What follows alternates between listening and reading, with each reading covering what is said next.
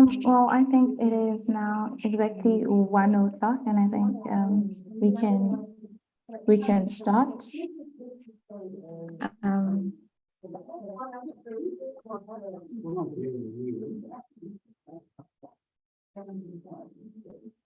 Just thank you so much for everyone for joining us today. If you can just put the country that you're joining us from under your name so that we know kind of the spread that we have and people that we have around here. So I am Tiamiso Makwela, and I'm one of the Australian researchers at the OAE office, main office in Heidelberg. And it is my pleasure today to welcome Ram from the Office of Astronomy for Development to be part of this TTP proposal writing workshop. And as you know, this is supporting the TTP, which is the Teacher Training and Development Program that the OAE will be sponsoring. So I'll be just sharing my screen right now to go over through some of the important things in terms of the proposal writing. We do have a short program that I will just go over as I start the presentation.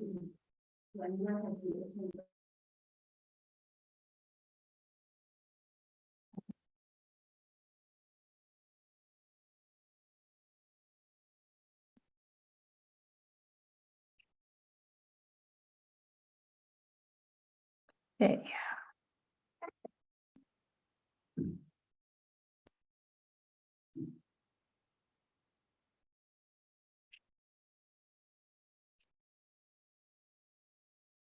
Please note that if you do have any questions, you can just raise a hand, and then after each and every point that we talk about. So if I'm done with my slide, then I'll just take questions there and then so that people don't forget their questions. But also, if you have more questions, you can still post them in the chat and we'll go through over them together.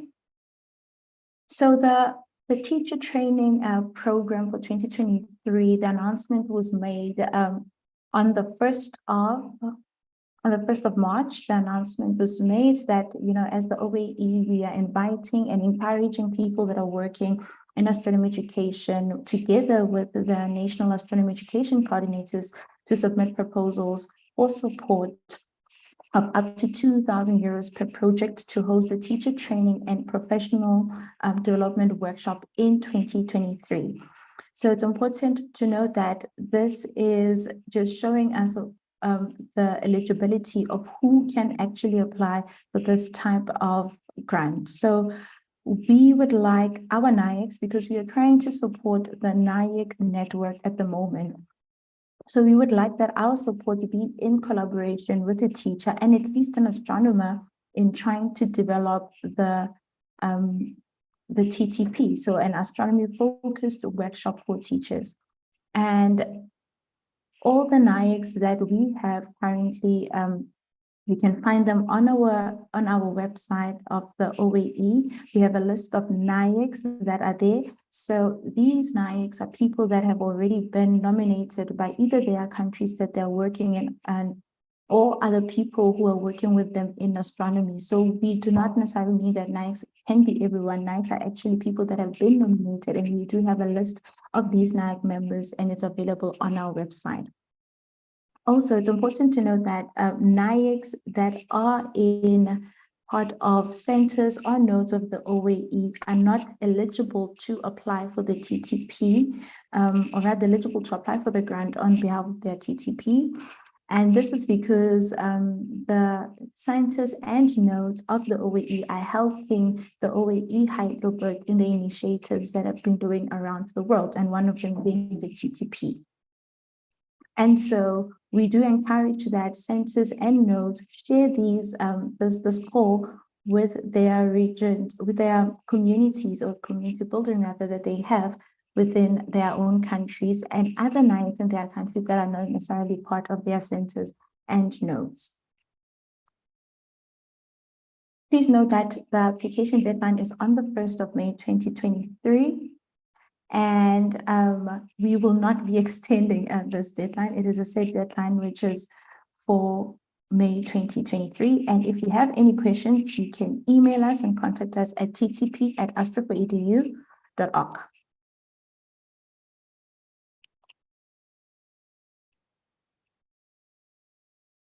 Sorry. Okay, so I've already gone through some parts of the eligibility criteria, but I just want to go through the fact that who is actually the principal organizer of this. So the principal organizer for the TTP should be the NIAC team member, who will also be the person that is actually in contact with us. Since we have all the information about our NIACs, I think it is easier for us to keep communication going on with our NIACs. And as I've mentioned, the team needs at least 3 organizers who are expected to actually be there during the workshop. So this could be one NIAC, a local teacher, and an organizer, a third organizer being the astronomer within your environment or your country. And if you do not have any astronomers that you know in your country or close to your country, you can always reach out to us as the OAE so that we can give you information and find more information about which astronomer can be available to help you and assist you in preparing this, this workshop.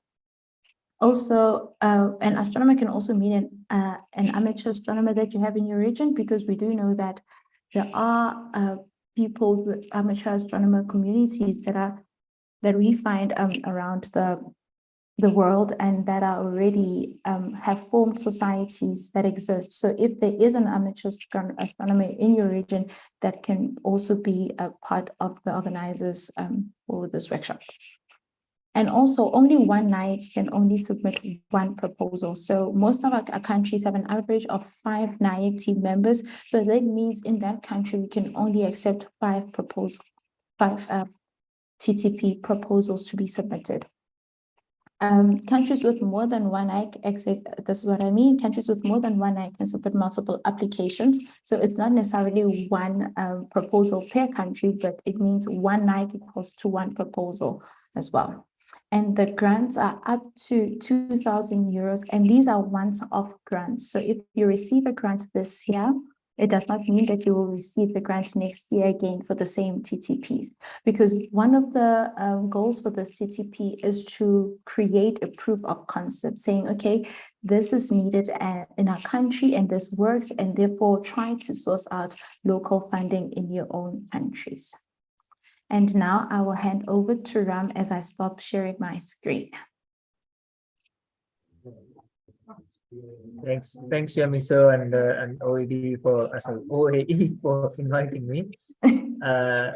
So some of you may already know me. I work at the Office of Astronomy for Development, one of the sister offices of the OAE. We have been running our own call for proposals for many years now. So I'm just to share some of our experiences from running the call. Sorry, did someone say something? No, they're just unmuted them. Oh, okay. Cool. So I'll just share some of our learnings from running the OAD call, and I hope even though it's different, the OAD call is meant for development projects, and the OAE call now is explicitly for teacher training. But I believe some of the principles are common enough that it will still be useful for you. So let me share now. Is it coming out properly, the screen share? Okay. Yes, it is. So actually, first of all, I want to ask from the people gathered here, in your view, what is the purpose of a project? Maybe just type in the chat, or you can quickly unmute and let me know. What is the point of running a project, any project? If anybody wants to share. So if you want to do the TTP project, what do you want to achieve? What is the goal for you? I can't see the chat. Did anybody say anything? Somebody said to test new educational ideas, to upskill teachers to teach astronomy. So, And then there's another one, they said the project should solve a particular problem. okay, perfect. Yeah, I see it now. Okay. Share knowledge. Okay, see some of the answers. Upskill teachers to teach astronomy, should solve a particular problem, to share knowledge with underrepresented, underprivileged groups. Okay, yeah, that's fine. To share with local community of teachers and ideas.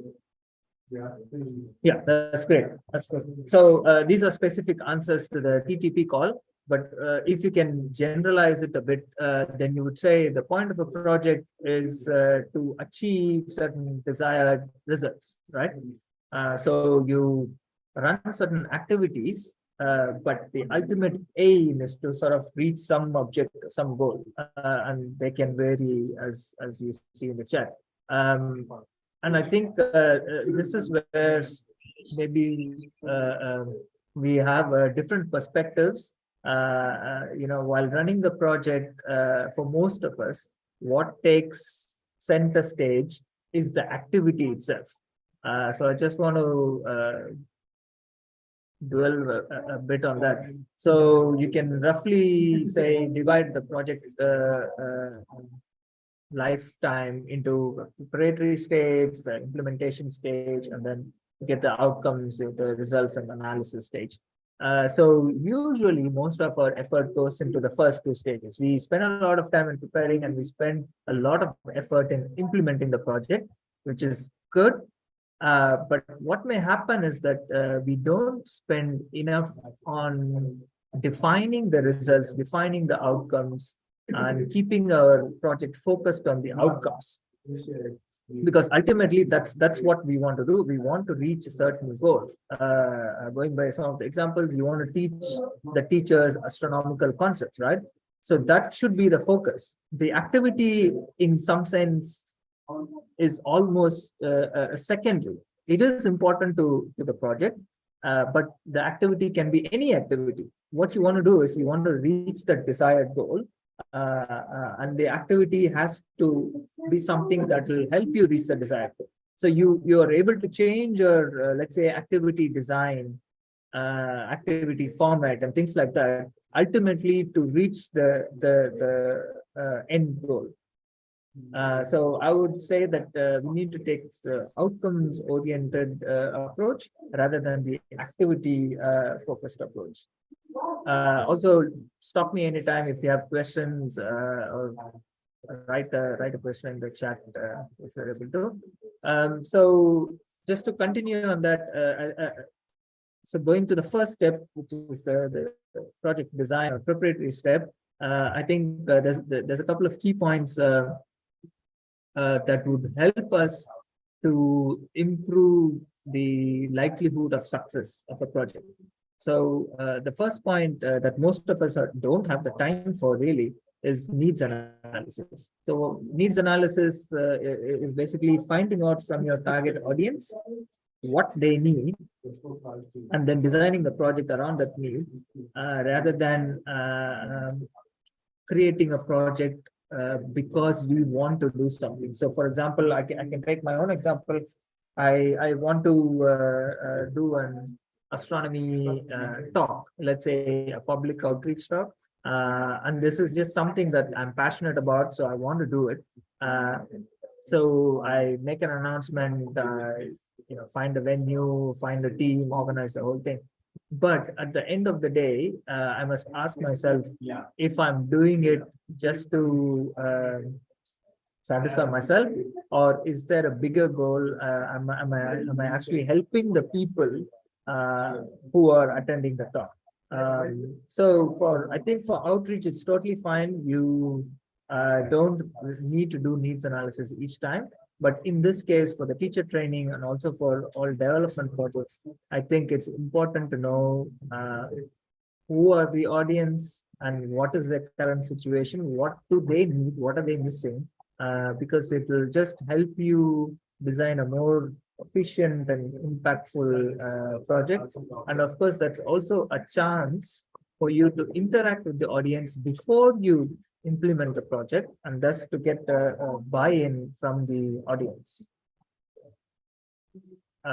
So needs analysis simply, it can be a long process depending on the scope of the project, size of the project, and all that. So it's simply identification of your stakeholders, not just the target audience, but there may be other people on the periphery who may also be stakeholders.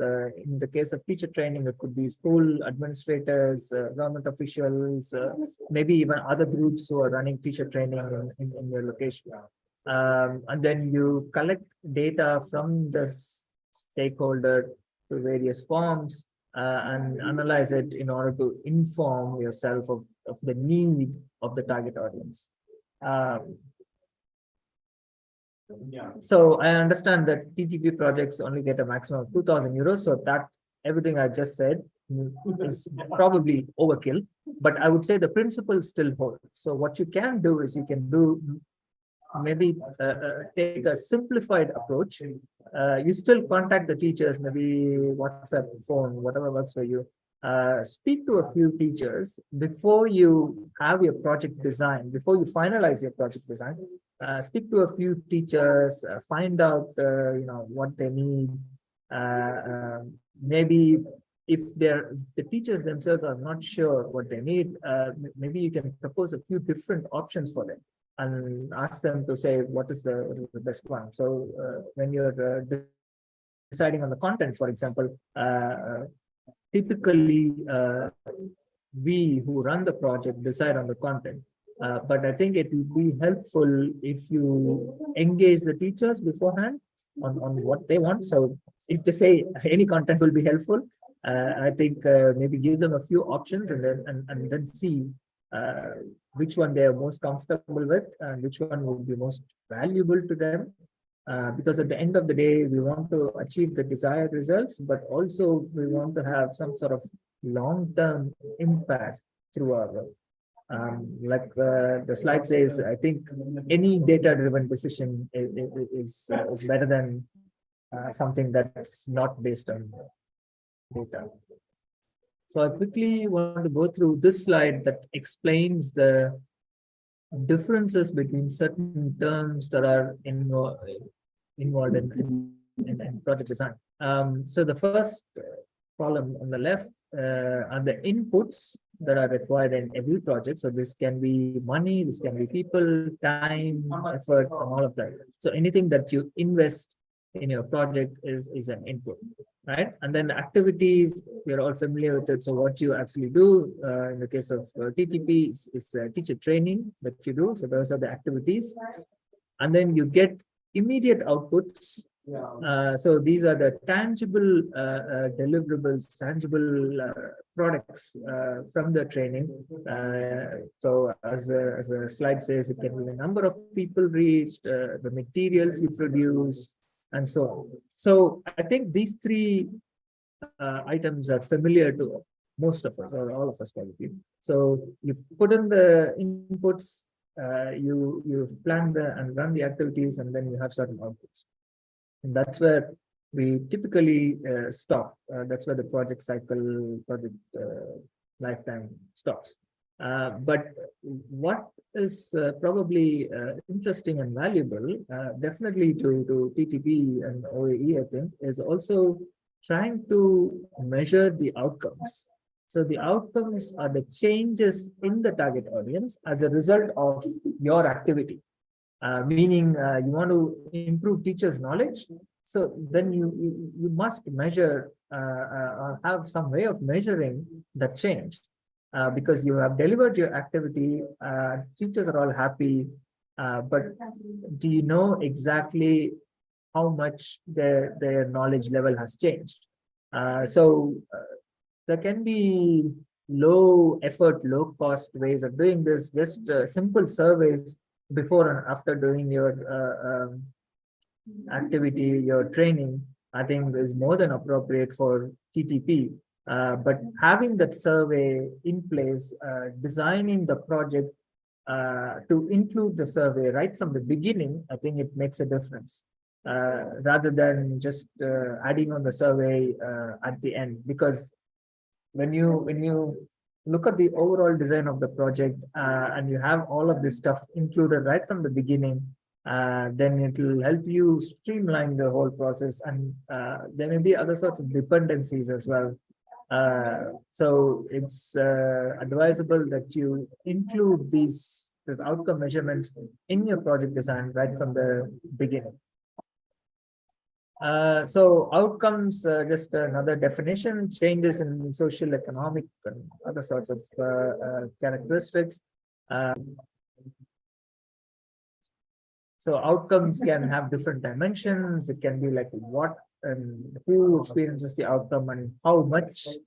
So in the case of knowledge level in astronomy, you can try to measure how much has it changed. Well, if you are able to, but I would say at the least try to measure what has changed in the teachers as a result of your activity. So let me just stop there for now and maybe ask if anyone has questions. Oh, I see a question in the chat. So Ryan asks, any examples of options that we should do as teachers? Ryan, can you maybe expand a bit more? What kind of options are you asking about?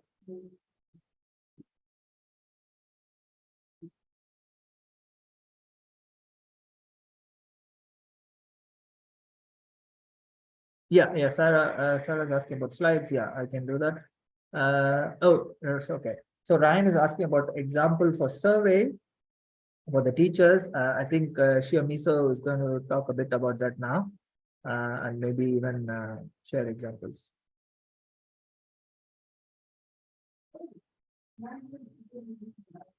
That now, can you hear me? Yeah. Okay, sure.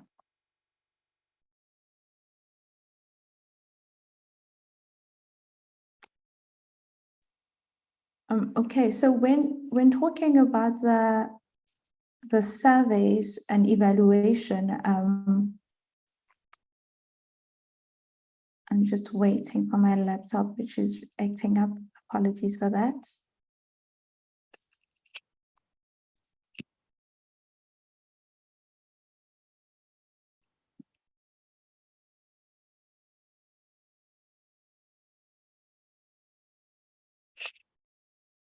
My apologies.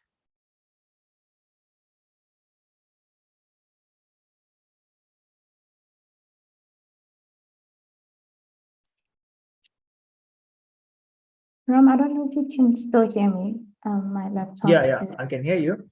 Do you want me to share the screen? If you send me the link, I can share the Google slide. Oh, got it. Can you see it now? No.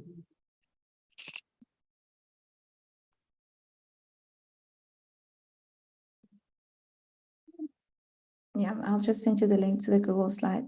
Okay.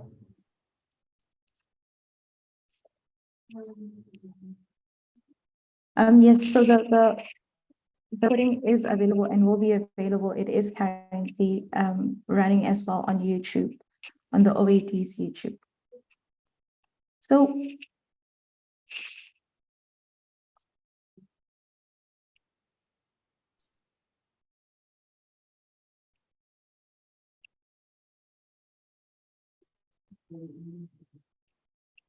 I am so sorry. Can I please ask Eduardo to check the slides on a Google Drive?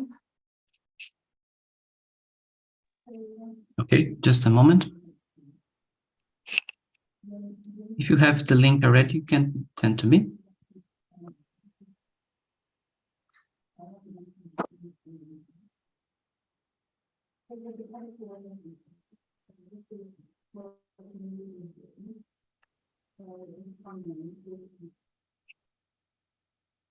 Okay, I'll just talk about evaluation while Eduardo finds the slides. So when it comes to the evaluations and surveys that you need to do, So we know that, and we want the TTPs to really be based on the current needs of different locations. So of course, the locations for Ghana will not be the same as the needs for the teachers in South Africa or in Greece. So when going to and talking about rather evaluations and surveys, you need to make sure that you have something built for the context that you have. And so there are two ways that you could be doing evaluations and surveys. So one of them is having an evaluation that evaluates the whole workshop on its own. So you may look at the organization, the organizational aspects of the workshop and the impact then of the workshop itself on the society or on the region that you have. And you can also look at the content of the workshop. So what was your workshop about and what was it trying to address? So if you were trying to do a workshop on teaching the teachers on seasons, for example, then you will have a survey that is related to and looking at aspects of seasons that you were teaching that you want to evaluate on teachers' content. So you can either have a content-based evaluation or survey, or you can also have an organization, like kind of how did we organize or how did we do this workshop kind of evaluation survey.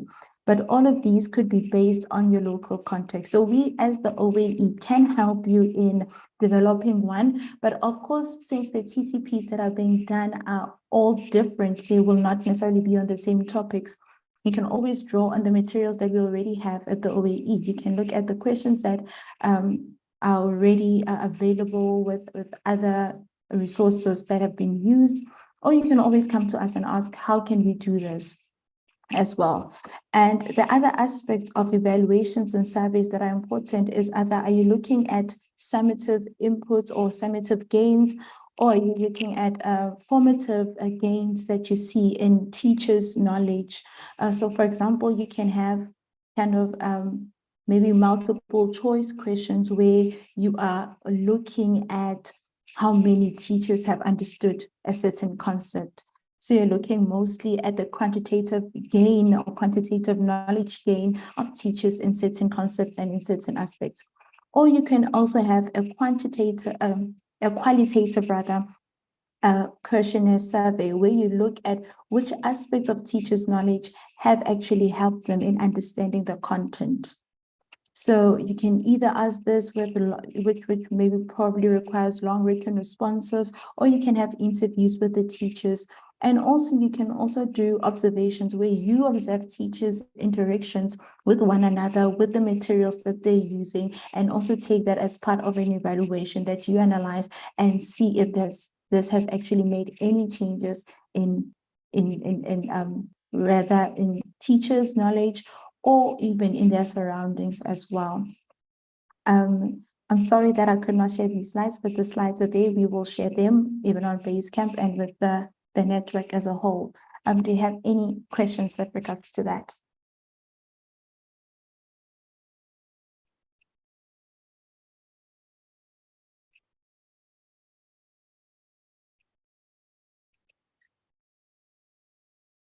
Anyone questions? I think if there are no questions, Ram, can we go to the next part? Yeah. We call on, yeah.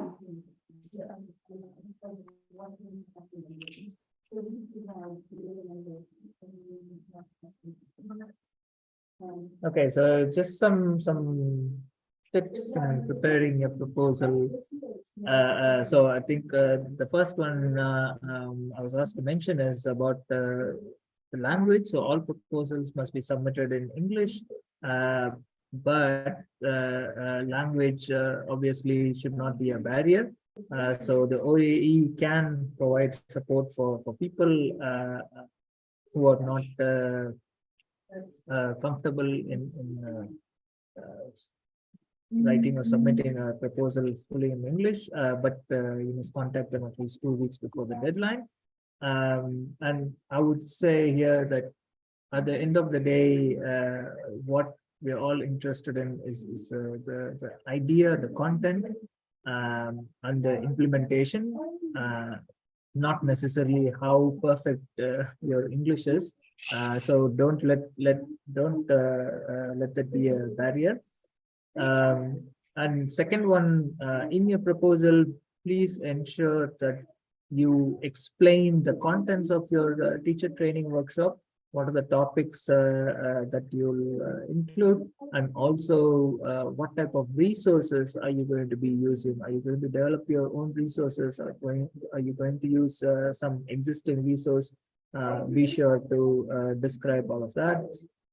In terms of budget for this proposal, only a preliminary budget is required, and there are a few guidelines on what can be included in the budget. Salaries are typically not supported given the small amount of the grant, but travel and accommodation can be included. And please be sure to add any other funding sources, any other in-kind support you may be receiving. And Shiamiso also wanted me to remind you to include your bank charges in the budget, because what we have seen is that sometimes the grant is awarded, and when we send you the money, it turns out that maybe you need to pay 100 euros or 200 euros. Depending on the bank, it can be quite high amounts, and that might then come out of your pocket, or it may reduce the amount of the grant, and then your whole budget is messed up. So what I would suggest is,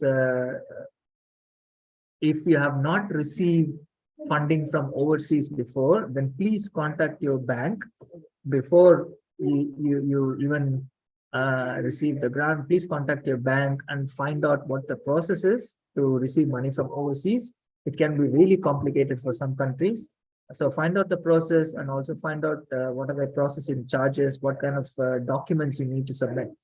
So usually the IAU covers the fees from the sender side. So we cover the fees, all the fees that we can. But in addition to that, sometimes the receiving bank charges some more fees. So we may not be able to cover it. And I would encourage you to find out from your bank what these fees are, and what other documents and processes are involved. So if your project is selected, you should have a bank account. I think there's more information about that on the website as well. In terms of who can receive the money, it can be institution or individual bank account, and I think there's more information on the website as well. Is there anything I missed, Shimisa?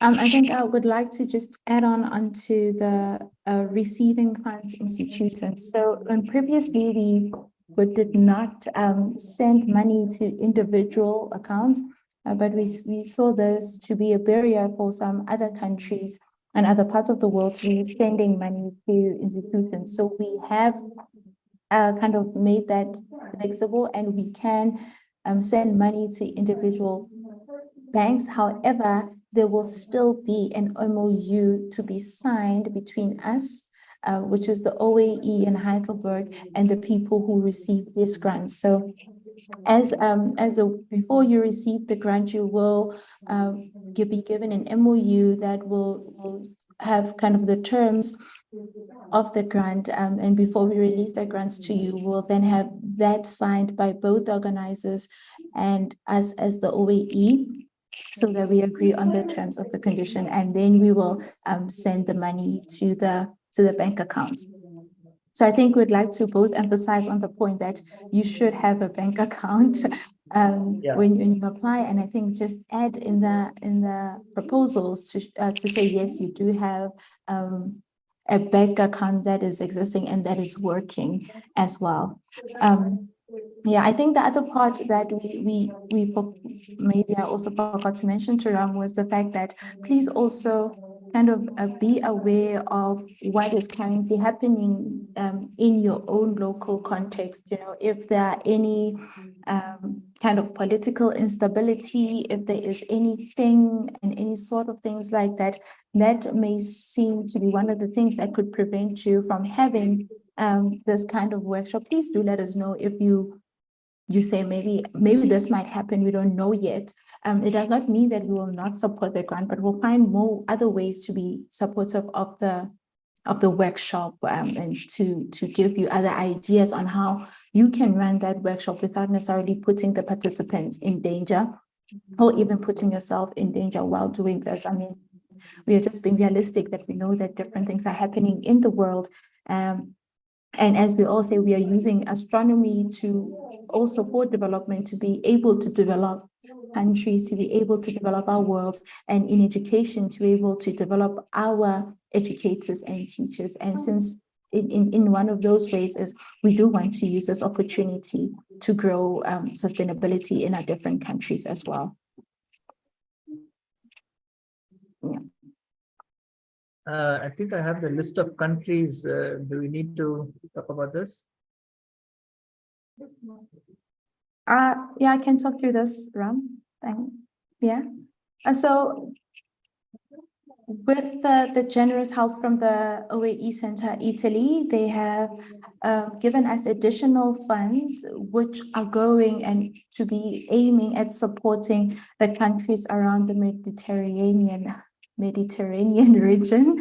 And these are the list of those countries that are around that region that would be funded or rather supported through that fund. So in the proposal, we also ask people from these regions to let us know if they want to be considered for that fund, or rather for the, you can either be considered for the general call fund, but there is fund that is specific to these needs to this region. So if you do fall under that region, please do indicate in the proposal that you would like to be considered for the TTP within the Mediterranean region, where also collaboration happens between you, the organizers, other NIACs within that region, and OAE Center Italy as well. Yeah.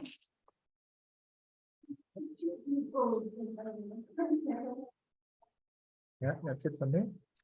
Thank you so much, Ram. Before I get into the other slides on timelines, I would like to actually invite, well, first, are there any questions regarding what we just said? I had a question. This is Madhuri from India, Kolkata. I'm a teacher. So Yeah. I just wanted to know, for receiving the funds, there are 3 people in the organizing committee, right? The astronomer plus the NAC member and the school, if the school does it. So can anyone receive the funds, or it has to be specifically the school as an institution or the NAC coordinator? Okay, so the grant can either be received by the school itself or the NAC member. Both are allowed. NAC member Both also are can allowed. receive. Yes. Okay. Yes. Thank you. Both are allowed. Both are allowed. I think it depends on what is probably easier even for your country. Looking at tax issues, bank charges issues. You will decide based on that as a team. Okay, thank you. Sorry, I just want to add one more point. So for India, I'm very familiar with it. So I can say that for India, receiving grants from overseas is kind of difficult. So you will need a FCRA bank account. Yeah, that's why I'm asking this. Actually, I have already checked feasibility with my school. So they don't have this clearance. So that's why we are thinking of, since my NAC is a university, department. So maybe, we can source through there and do the workshop. Yeah. So we're just Yeah. trying to possibilities. Okay. Yeah, I think the reason we are talking about bank accounts already is that I know, because it takes a long time. It's a long Yes. time. Like our, school was kind of really worried because getting that clearance itself is difficult in India, actually. So we can maybe source it via the university where NAC. Yes, definitely. Yeah. So a university is also eligible, a science center is also eligible. So those are things that you can look at. Thank you. Thank you so much for your question. We also have another question from Avik. Yeah. Yeah, so my question is related to the same thing. If can the institution of the amateur astronomer can receive the grant if they have the FCRA account? Yes. Because there are 3%, so I was asking. So Yes, is yes. that feasible? Yes, that is feasible as well. Yeah. So it's either, well, through a school, through a university, through a science center, or an individual. All of those are possible as long as you are, from your side, you are aware of the banking system and how it works on your side while receiving funding Right. from overseas. Yeah. Right. Thank you. Okay. Thank you. Okay. There's another question. Hi, I would ask for more clarification on the possibility to apply for the other TTP calls in the future. Can I apply with a different project on the future, or I cannot apply? Okay, so you can apply in the future again if you receive grant for TTP. But you cannot apply for the same project. So if you apply for a project that said it was focusing on primary school teachers and introducing astronomy primary school teachers, and you're probably focusing on maybe aspects of the moon and all of that, you cannot apply for that same one for TTP, but you can apply for TTP probably to run a different workshop, maybe in a different region, focusing on a different aspect of astronomy. So like I said, that the aim of the TTP is to try and introduce astronomy where there isn't any astronomy happening at that point, but to also show your country and your region the need for investing in astronomy education, especially at primary and secondary schools. So this is kind of a start to give our NIACs and the community that they're working a start and to show proof of concept. So we may be supporting another TTP in the future, which is focusing probably on a different region, different goals, and all of that. Yeah. Does that answer your question? Okay. Thank you. I don't see any more questions. So I would like to ask Sarah from Ghana to come and share some of the TTP project, which was one of the ones that we supported last year. We'll just share her past experience with the TTP program. Okay, thanks. Hello, everybody. Can you hear me? Yes, we can hear you. Okay, I'll just hold on. I'll just share just a few very brief slides.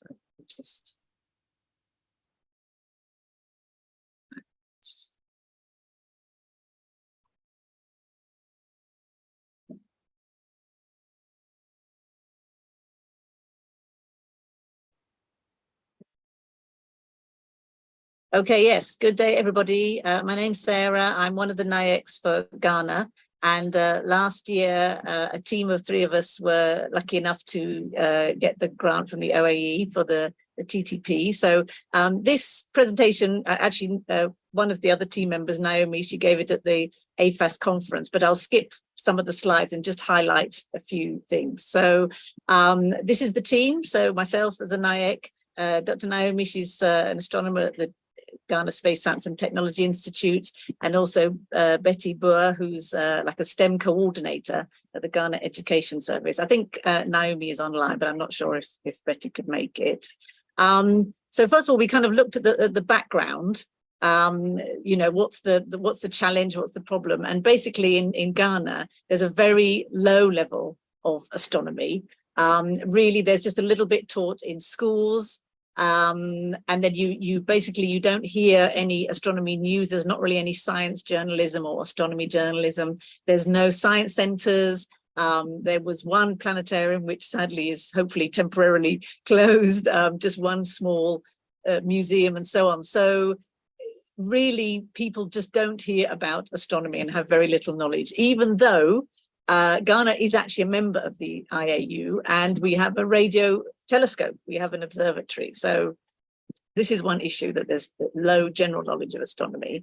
And I was surprised to find when I met teachers, I assumed that they would enjoy teaching the astronomy part because, you know, we all know kids love to learn about solar system and so on. But actually, teachers tell us they don't enjoy those parts because they themselves don't understand all the concepts.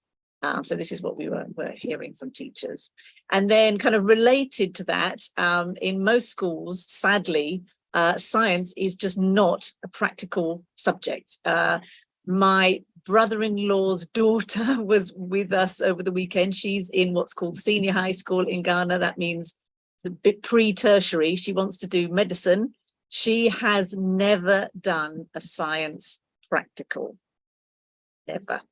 And that's not that unusual, sadly. So we have all these issues. So we wanted to do a workshop that would basically, you know, give the teachers a better foundation in astronomy. It would help their knowledge, give them some new ideas of how to teach, you know, using hands-on activity, using simple demos, things like that. So generally improve their knowledge and their confidence in teaching astronomy, because that's obviously going to help inspire the kids. And then a sort of side issue, if you like, but to make sure that they're aware of our observatory. We have this world-class facility and the majority of people in Ghana don't know it's there. So we wanted to make sure they know where it is and they know the benefits of having it. So we decided to target primary schools. And this is because I guess we're lucky. We have had funding from other sources in the past to teach junior high school teachers. And those, we chose them because when they go to senior high school, that's where they choose science. And if they don't choose science, they can't do a science degree, which is a good reason. But we kind of thought what's happened is now we've neglected the primary school teachers. And, you know, we know at primary school, the kids are often very enthusiastic and very curious. It's a good age to get them excited by science. So we thought, yeah, let's kind of bridge that gap, get the primary school teachers involved. And also we chose schools that were reasonably close to the Ghana Radio Astronomy Observatory. Some of them might even be able to see it out the window, but they may not know what it is. So, and we wanted to kind of use that to start a kind of, you know, a link with the community from the observatory.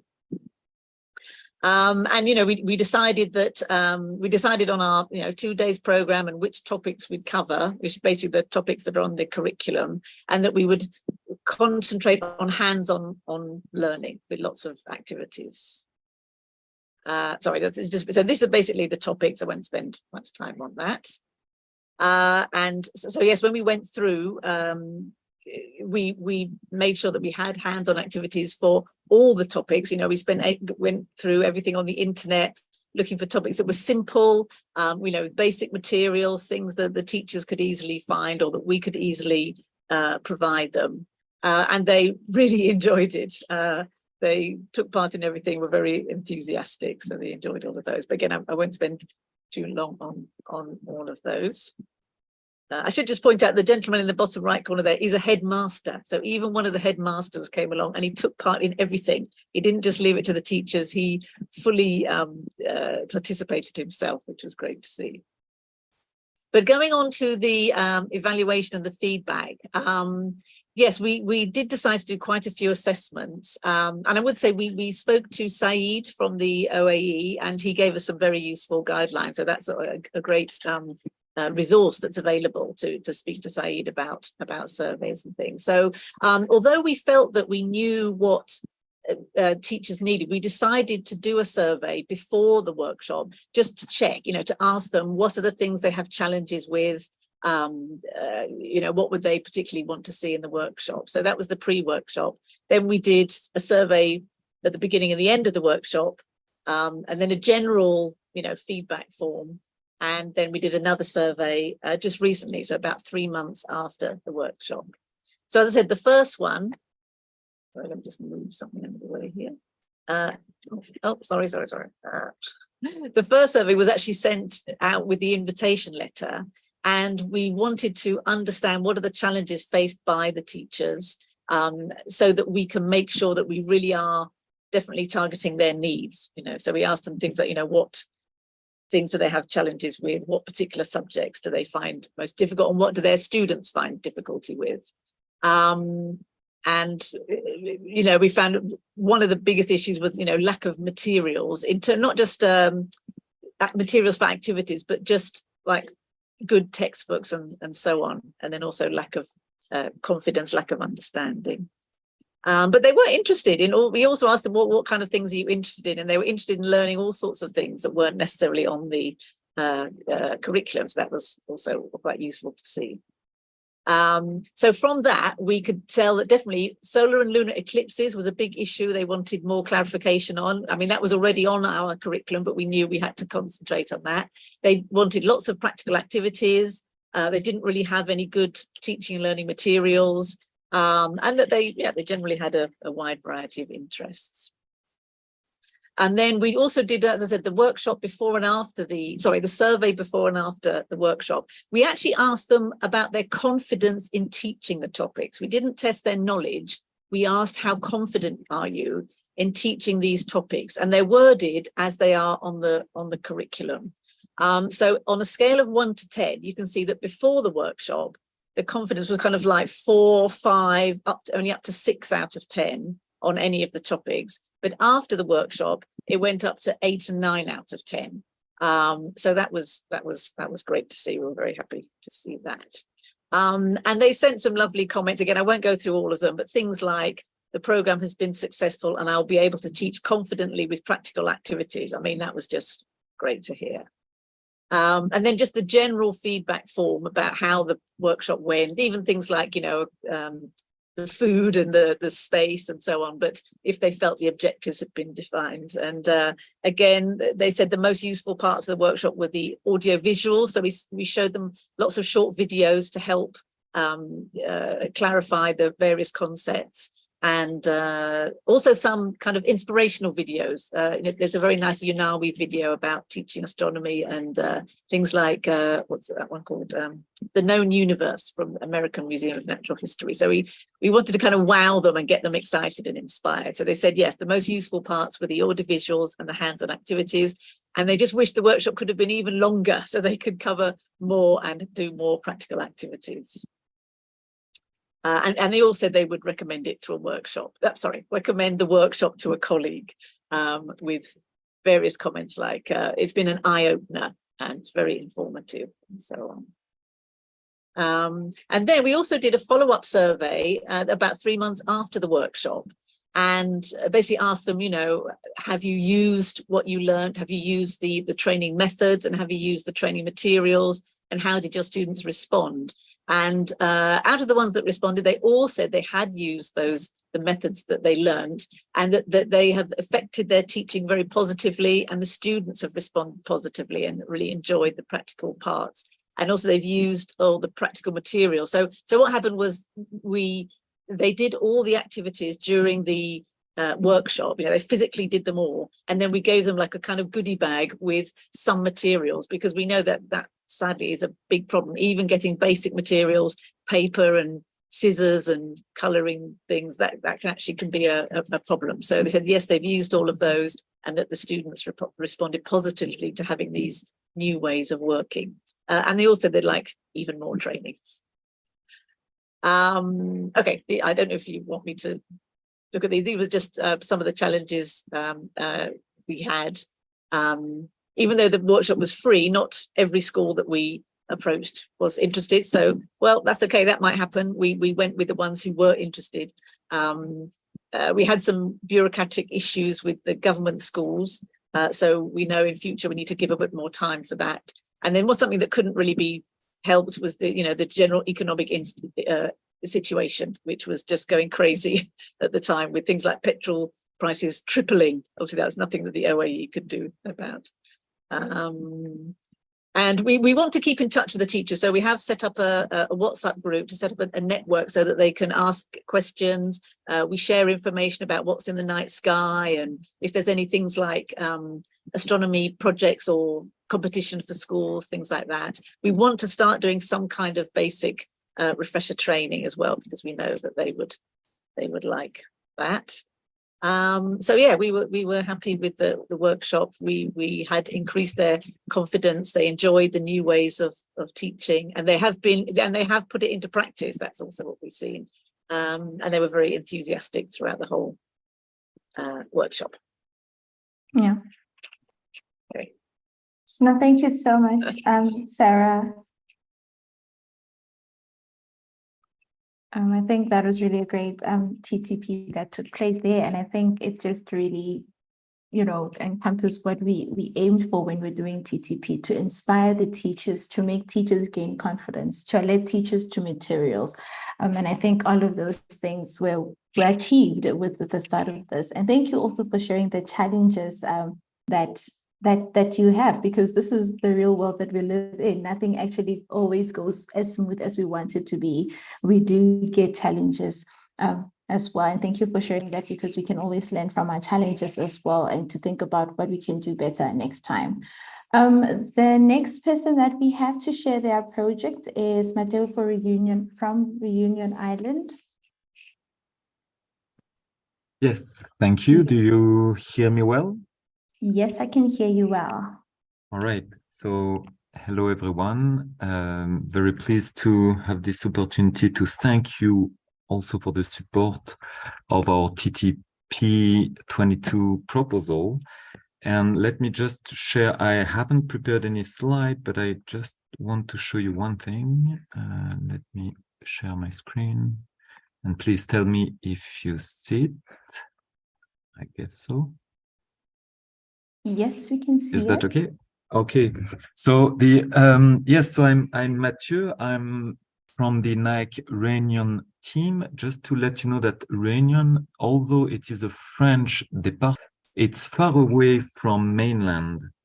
And this is one important point. I could have used the slides that, at least the first slide that Sarah has just shown regarding how confident the teachers are in teaching astronomy, their knowledge, their background level, and how confident they are, mainly because in Réunion Island, we are in the southern hemisphere. And so obviously with our colleagues in France mainland, we don't have the same sky. Unfortunately, it is in all the manual, one can see that everything is taught as if we were in the northern hemisphere. And this is what we have experienced with kids and even teachers here in Réunion Island. And we wanted to have a workshop dedicated to the southern sky as a celestial heritage, and have also a connection with what is known as the light pollution issue, mainly because even though it is a small island in the Indian Ocean, it is quite densely inhabited. So we have this light pollution issue is quite important here. So with those 2 points in mind, we really wanted to have the teachers in primary schools to get engaged in learning, to get familiarized with the southern sky, and also with the issue of light pollution. So we organized a 1.5-day workshop at the Lemac Observatory, which is a bit in the highlands of the island. And I can show you, me together with Sylvie Perigot, who is an amateur astronomer from the Lemac Observatory and a former teacher in mathematics, and Ludovic Kerbidi, who is a primary school teacher living next to where I'm living. And we know each other for quite some years now. It's been very, it was a very interesting workshop. In particular, we met 25 primary school teachers from 23 different schools who were very interested in really learning and know how to teach astronomy of the southern hemisphere. Let's call it this way. And as you see on this map, you see how an issue it is with the light pollution. you see the cross, the red cross is where the observatory itself is, while the blue circles are the locations of all the schools that were involved in this workshop. As you may know, as you can see, literally on this map, we had teachers with like some well-preserved skies, while most of the others were coming from, of course, cities. And it was interesting to confront the two experiences. So in general, the meeting went very well. We received very positive feedback. I can show you here are just a few photos of the meeting. What was very positive is that talking about light pollution does engage you in talking about, of course, astronomy, but also in terms of the environment at large. And we are living on this island, which is one of those 40-ish biodiversity hotspots on Earth.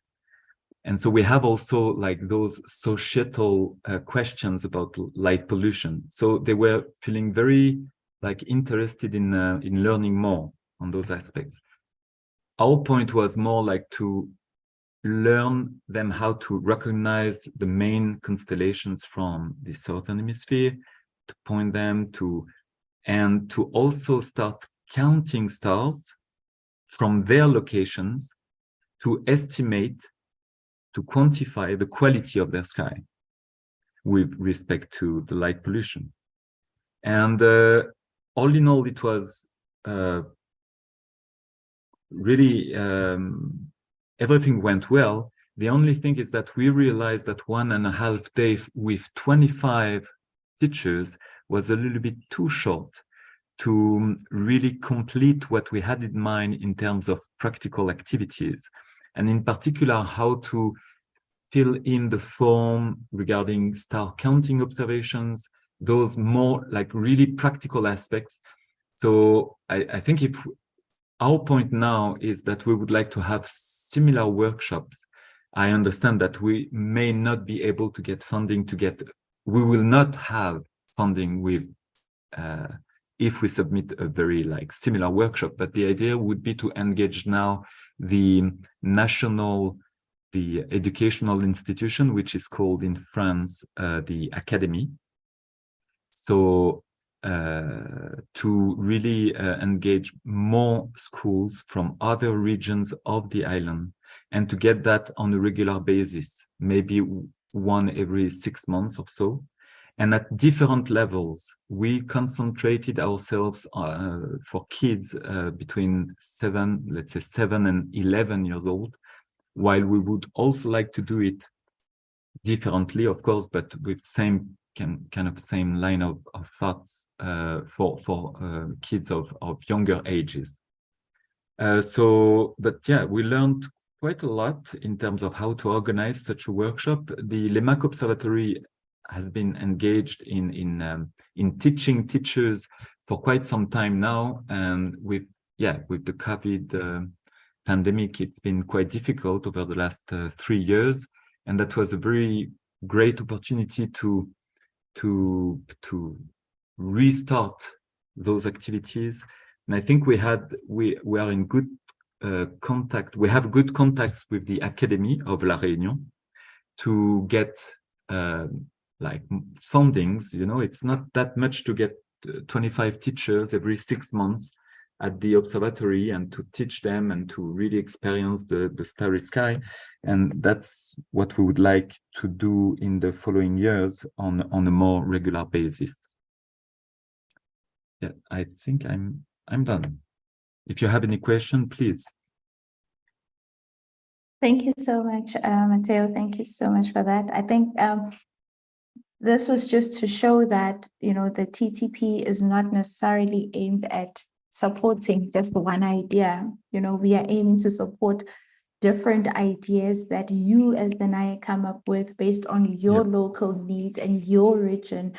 You know your regions and you know your countries better than we do. And so we want you to use what you have in your region to create awareness in astronomy and to develop teachers' knowledge for astronomy. You know, we like saying that you inspire 25 teachers, but one teacher teaches about 35 children times 5 because they teach 5 classes of the same. So that's what we want to see: continuity, sustainability, even in the projects that we do. So now I'll ask Eduardo to share the last slide that I have, which is on the timeline. So the most important dates for TTP that I'd like people to take note of. Eduardo, you can share the slide.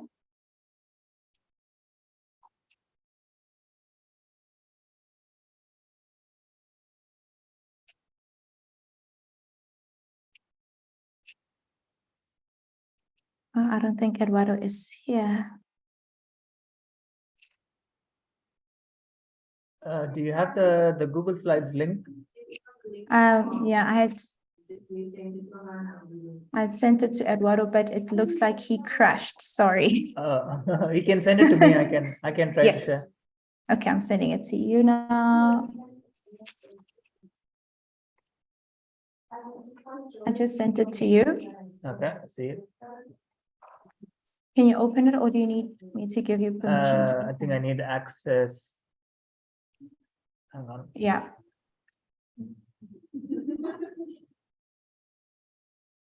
Request. Yeah, Neil might be the other person to share it. Let me.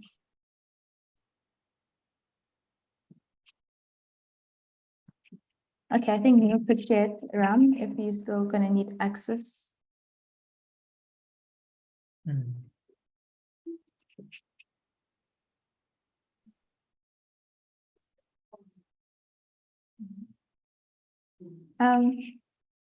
Slide number 5, please, Neil. Yes. Thank you. Okay, so this is kind of the timeline that I'd need everyone to try and take note of. So the set deadline will be on the 1st of May of 2023. We will not be extending this deadline. We will not be extending this deadline at all. And then that's because we already have about 3 weeks to try and review all the proposals that we will get. So the reviewing process will start from the 3rd of May till the 23rd of May.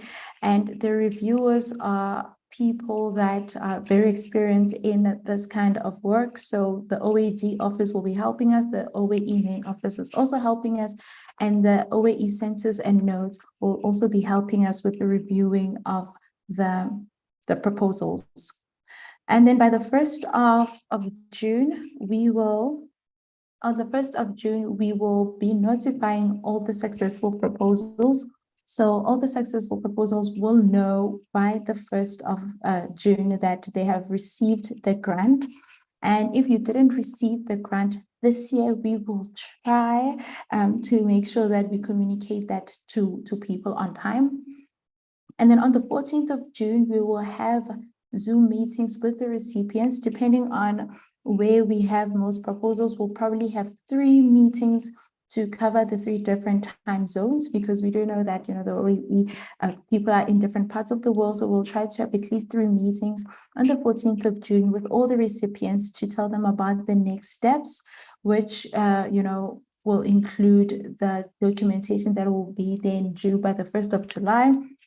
So the dates from the 1st of July will be a little bit flexible depending on the needs of your country again and what you need to do. For example, we will be needing all the documentation such as the bank accounts. We will need the addresses for the bank accounts. We will need a refined budget.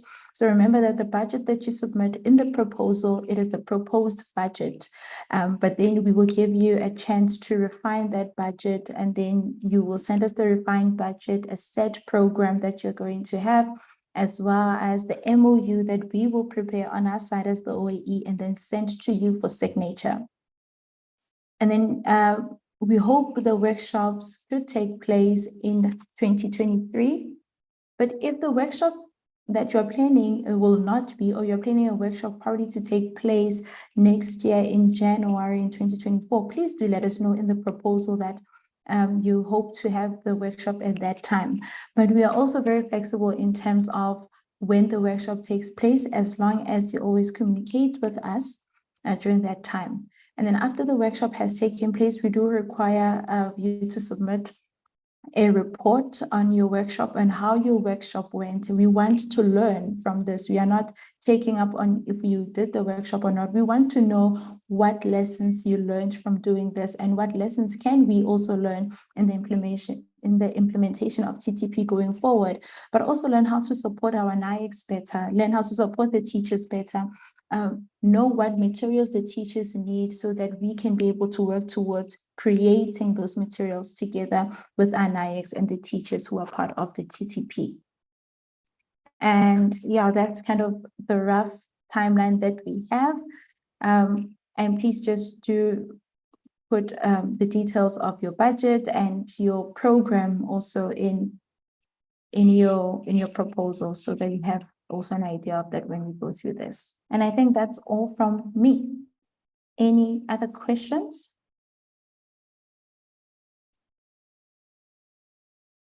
Does the project need to be approved by any authority? No, it doesn't have to be approved by the Ministry of Education, but if that's needed in your country, maybe you need to do that. But from the OAE side, that's not needed. We would want to support the project so that your ministry can then say, we will support this project going forward. Does that make sense? Agrees? If you'd like maybe to unmute.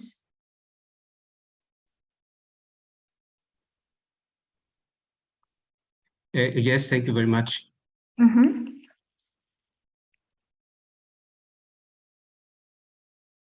Oh, Ken, I thought you'd maybe expand on your question, but I think I've answered it. Yes, it doesn't have to be approved by the authority, but this can work as a proof of need to your Ministry of Education to say we actually need to be training our teachers and giving our teachers the tools that they need to use in the classroom to teach astronomy and to use astronomy for teaching other STEM subjects as well.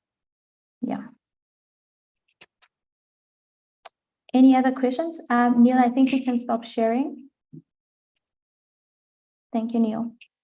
Simisho, Yes. there's one question. So can one person propose more than one proposal? No, so only one NIEC can only submit one proposal. So if in your country there are 5 NIECs, then that means you can submit 5 proposals. But remember that if a NIEC is also a member of the center node, then that NIEC is not eligible to apply for the TTP. Okay.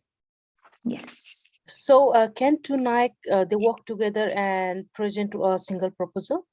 Yes, 2 NIECs can work on one proposals together. That is allowed. That can happen. Yes. Okay.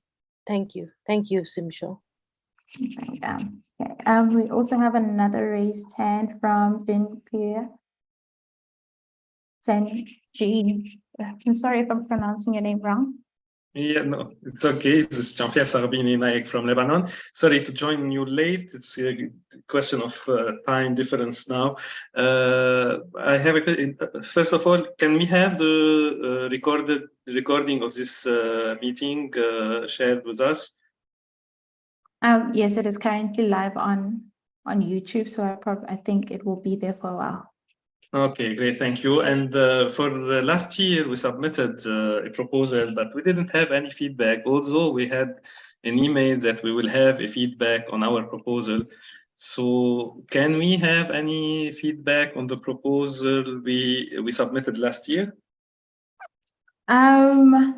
I will try to check and give you feedback on that proposal. Apologies, last year was it was the first time we were running TTP, and we really had a few challenges in terms of trying to reply to all proposals on time. Yeah, so we did a lot of follow-up with the winning proposals, but not with the proposals that we did not get the funding. But we'll try and give you more comments on last year's ones. Okay, thank you. Thank you. Sure. I think there's a question of what is the minimum or maximum geographical area of implementation? I'm not sure what you mean by that. Avi, can you please expand on that question so I can understand it?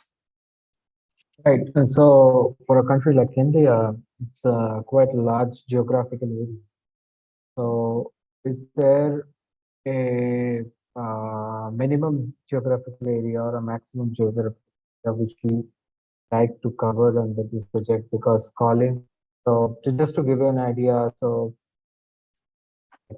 3,000 kilometers by 2,500 kilometers. Are we specifically addressing to a particular state or a region of the country, or are we looking for a project which is catering to all the teachers across the country?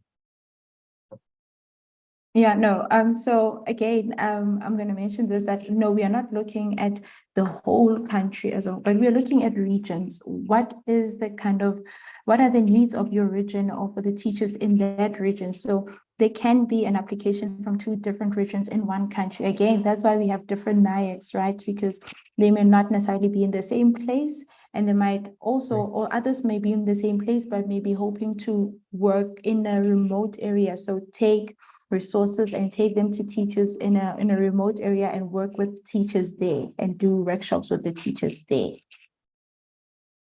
Right, right. So there is no minimum or max. Again, it all depends on the comments that we receive from the reviewers. So we as the OAE do not necessarily have the final say. We have the final say in terms of how much we have and how we can distribute it. But we really follow through with the comments that we get from our reviewers. Our reviewers let us know if the project is feasible and if the impact of the project is something that could be reached in that time. Right, right. Yeah. Another question I would like to add to this. So is there a maximum number of teachers you would like to address in this particular workshop, like 30 teachers or 50 number that? Yeah, so we suggest about 20 between 8 and 25 teachers per program, because we really hope that teachers can try to interact with one another. We hope teachers can learn from building communities with one another, because we've realized that if something is too big, teachers don't actually get to do stuff or get to connect with one another as well. So we want teachers to be able to connect with one another. We want teachers to be able to reach out to one another beyond the TTP as well. Right, right. Thank you. Thank you. Thank you. I think that's all the questions that we have at the moment. Please do not, you can always ask us questions on. Oh, hello. Hello. Oh, is this all? This is sorry, Ola. Yeah. I thought there was an old end. Sorry. No problem. I would ask about the number of the team, the organizing team, and is it okay if we don't go to a school, we just gather the teachers in a location like in Egypt? We already have the National Research Institute of Astronomy and Geophysics. We have the facility to train them there. So is it okay to bring them to the institute? Yes, it's okay. No, definitely. I think that's a great opportunity for the teachers to also go to institutions like that, so that they know that these places are available for them. So that's fine. The location of the TTP doesn't have to be a school. It can be a science center. It can be an observatory. So it doesn't have to be a school. Yeah. Okay, and number of team, the organizing team? So we put that the organizing team on TTP should be 3 people, but we really just mean that we are showing who who is important in the team. So the teacher, the astronomer, and the NIAC, that's what we hope for. But if you do have more people in the organizing team, that is still fine, as long as you still have this main 3 people and you have the NIAC, who's also the person who communicates with us as the OAE. Okay, thank you. Yeah. Yeah, I had another question. Yeah. Yes. Can we do this in a hybrid mode? Like we take local teachers and do hands-on, but if there are some remote region teachers who are interested to join, but they can't travel down. So can we do this workshop in a hybrid mode? Yes, you can, and you do explain that in the proposal. So in the proposal, we do have a section where we say, how will this workshop take place? Where does it take place? Is it in person? Is it online? If it's in person, is the place safe? You know, is the place Yeah, reachable? I saw the. Yes, so So are hybrid is flexible. also allowed. So we can have a group of teachers doing hands-on, I mean, and other group joining us virtually. That is possible. Yes. Yeah, thank you. Okay. I'm just gonna give more time to about 2 more questions. I hope that is fine. Yeah. Yes. Probably a last question from my side. You mentioned of MOU signing Yes. during the presentation. So is it with all the 3 members of the team or specifically with some person of the team? In what we did previously was that the person who signed the MOU was the person who's also will be also receiving the fund. So if, for example, we're sending it to a science center, in most cases, the manager of the science center would be the one who is signing that proposal. The MOU. Right. Yes, yeah. Right. So the signing of the MOU also relates to who the person will be sending money to is as well. Right. Yeah. Okay. Thank you.